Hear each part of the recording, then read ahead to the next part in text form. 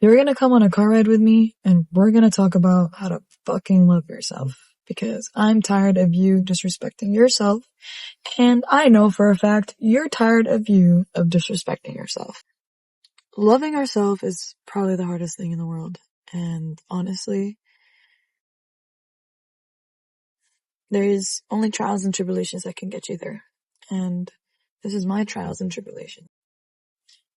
You have to learn and understand that growth and prosperity cannot be built with hate and anger. You cannot beat yourself into loving yourself. You cannot hate yourself.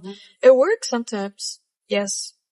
But in the longevity of it, don't you notice that you still hate yourself? Yeah, you got the ripped body, but you still hate yourself. Yeah, you got the job you wanted, but now what? I still feel unfulfilled. And that's because you pursued those things without really changing the basis of how you pursued those things, of how you loved yourself. You were still hating yourself when you did those. You thought that those things in your life, achieving them and getting them is what's gonna give you that love. But love is not a materialistic item. Love is something that's within. A great example of this would be you cannot drown a flower with a shit ton of water, like water being, you gotta work, you gotta put in the hustle, you gotta work, you can't stop working, you fucking dumbass, keep working. And you can't, keep fucking up the soil and abusing it and then expect it to grow. Okay, why the fuck is my flower not? I have the right soil, I have everything, but why is it not? Well, you keep ripping the soil apart and you keep drowning it in water. When does it have room to sit there and believe that it could grow? It's not possible, right? When you provide it with sun, time, consistency, right? Cause you can't water a plant once and you call it a day. You have to be consistent. Just like yourself. You are that flower. You have to constantly talk to yourself gentle. You have to constantly, you have to constantly talk to yourself gentle. You have to constantly redirect yourself from negative self-talk. You have to constantly put that effort until it becomes your new habit. Because at the end of the day, the way we see ourselves and hate ourselves is a habit. It's a habitual thing. You're so used to waking up and talking shit about yourself. So, the first couple times you wake up and you talk nice to yourself, you're like, this is weird. This does not feel comforting. This does not feel like home. Yeah, because you've never done this before. But everything can change. Life is full of changes. Life is a consistent change. If I die today and I come back 100 years later, the place that I died will never be the same. It would be something completely different, right? So we have to accept that. And not only that, by the way, this video was inspired by a comment I got in my last video, in which someone stated that my video helped them, and they were talking about how they self-loathe and they talk kind of down to themselves. It's been happening for a couple of years, and I mentioned this, not to shame that person at all. I think it's very nice and very credible of you to be vulnerable, and open up. And I applaud you for that. And you're not alone. I've been in that position before. Many people are probably in that position too. And so I want you to know that you're not alone. And I want you to know that you can change. You can change.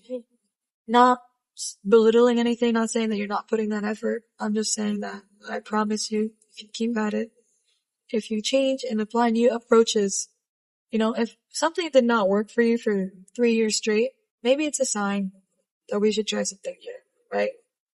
Even if it's different, even if it's uncomfortable, because through uncomfort is where we truly grow, right?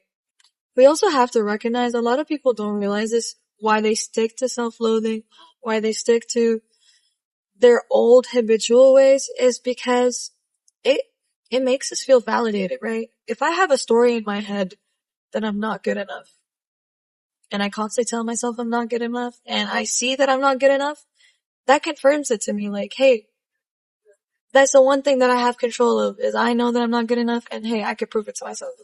Versus, when you try something new, you don't know where it could go. It might fail. It might work, it might not work. Most likely it is gonna work, especially if it's like a positive self-talk and everything. But you don't know that because it's something new and you've never tried it and you've never experienced it. So it's easy for you to confirm your old patterns because you know for a fact it's gonna be true, than it is to try something new and walk into that uncertainty. We have to change that because trust me when I tell you, if you keep doing the same thing, by the textbook definition, that is a psychopath, that is a sociopath. No, I don't know about all that. Doing the same thing and expecting different results is literally gonna make you go into a madman. You're gonna spend 10, 20, 30 years of your life in the same fucking place, filled with regret. One thing you don't want in this life is regret, right? At least, even if it didn't work out, which I'm telling you, it's gonna work out, at least you know that you exhausted all your options. So even then, regret isn't really there because, you know, like, hey, I tried something new. I tried new approaches. I was consistent with it. I did it. I put forth the effort. I tried. And once we say I tried and we exhausted all our options, you start to even feel better because you're like, I truly did all I can. It's when we sit here and we don't do anything. We keep doing the same things that result us in the same thing. That's when we start feeling that sense of doom and gloom, and that we don't think nothing can change. We lose hope and we lose, you know, our goals and everything. So I say, take a second. Ask yourself, what is something I am telling myself that is, sorry, I'm like driving and it's in Florida, so you know how it goes. What is something I'm telling myself that's not necessarily true? What is something that I keep doing that is probably not benefiting me? Okay? Focus on that. And once you focus on that and you break down like, hey, this is what I want in life and this is what I'm doing, you'll start to see the clash. You'll start to see, hey, okay, I kind of see why things aren't really working out. Hey, okay, if I'm really talking shit to myself 24/7, am I really surprised I feel like shit? Right? It's like eating a Baconator every single day and you're like, where's my 6-packs? I hate my life. Where's my 6-packs? It's not easy. It's not easy. It's easier said than done for sure. But I think you can do it. So, love yourself like you love someone that's so dear to you, right? Would you talk to them a certain way like that? No. Would you do anything that you can for them? Then why don't you do anything you can for yourself? If you do anything you can for the person that you love, don't you think you're deserving of that too? As always, everybody, this was Jutes, and it was an honor to talk to you and an honor to share some of my experience in hopes that I can help someone out there. Please do let me know if there's any questions or topics that you have in mind that you'd like answered, or maybe a new perspective of. I would love to share.